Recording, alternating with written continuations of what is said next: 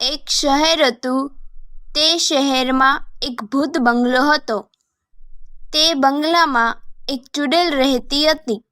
એક દિવસ તે ચૂડેલ મોલમાં શોપિંગ કરવા આવે છે. તે બિલ બનાવવા માટે કાઉન્ટરે જાય છે. તે જોવે છે કે એક મહિલા તેના બાળકને લઈને ત્યાં ઊભી હતી. તે વિચારે છે કે આ બાળક મારી પાસે હોત તો કેટલું સારું હતું. ચાલને હું આ બાળક હંમેશા માટે મારી પાસે રાખું.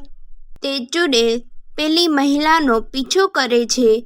તે મહિલા બાળકને લઈને પોતાના ઘર તરફ આવે છે. ચૂડેલ વિચારે છે કે હું કાલે આ ઘરે આવીશ અને બાળકને લઈ જાશ. બીજા દિવસે તે ચૂડેલ બાળકના ઘરે આવે છે. તે ચૂડેલ ઘરની અંદર આવીને ડોરબેલ વગાડે છે. ચૂડેલ અંદર આવે છે. સામેથી એક મહિલા બહાર આવે છે.